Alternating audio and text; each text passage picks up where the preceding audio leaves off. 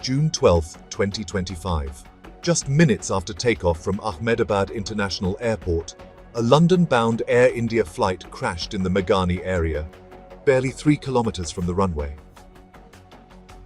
The aircraft, a Boeing 788 Dreamliner, was carrying a total of 244 individuals, including passengers and crew. Of those on board, 169 were Indian nationals, 53 from the United Kingdom, 7 from Portugal, and 1 Canadian. Air India confirmed these numbers in an official statement issued shortly after the crash. I am Campbell Wilson, the CEO of Air India. I want to brief you on a serious incident that involved an Air India aircraft a short while ago. But first, and most importantly, I would like to express our deep sorrow about this event. This is a difficult day for all of us at Air India, and our efforts now are focused entirely on the needs of our passengers, crew members, their families, and loved ones. I know that there are many questions, and at this stage, I will not be able to answer all of them, but I do want to share the information we have at this time. Air India flight AI-171, operated with a Boeing 787-8 aircraft, traveling from Ahmedabad to London Gatwick, has been involved in an accident after takeoff. Flight AI-171 was carrying 230 passengers and 12 crew members on board. Of the passengers, 169 are Indian nationals, 53 are British nationals, there are 7 Portuguese nationals, and 1 Canadian national. The injured passengers have been taken by local authorities to the nearest hospitals. We are actively working with the authorities on all emergency response efforts.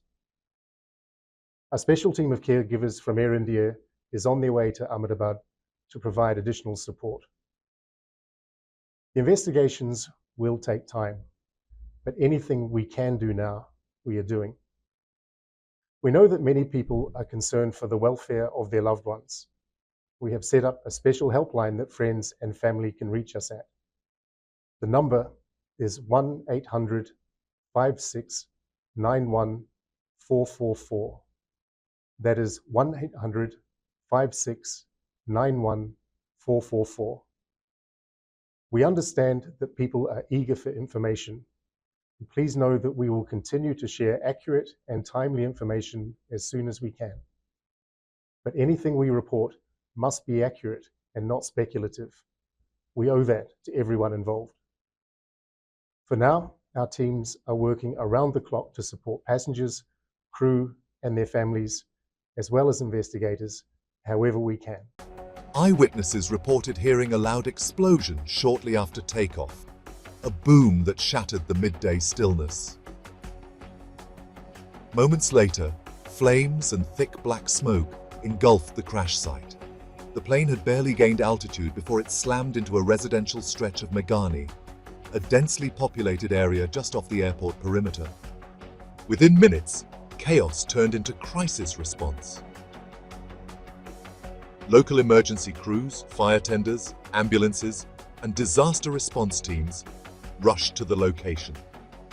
Roads leading to the crash zone were narrow and congested, slowing early access.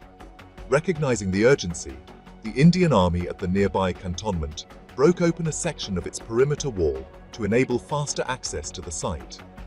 The Army's swift action allowed critical rescue vehicles and responders to bypass congested civil routes. Several injured individuals were evacuated and rushed to Ahmedabad Civil Hospital. Local officials confirmed casualties, but said exact numbers will be disclosed only after formal identification. Air India said the flight departed at 13:38 IST, and the crash occurred less than 10 minutes later. The Directorate General of Civil Aviation and the Aircraft Accident Investigation Bureau have begun a comprehensive probe into what caused the near-immediate failure. Investigators are focusing on multiple factors, including potential mechanical failure, flight path anomalies, and weather conditions at the time. Black box recovery is underway, and its data is expected to provide vital clues. The UK High Commission in New Delhi issued a statement confirming that it is working closely with Indian authorities to gather more information and extend support to affected nationals.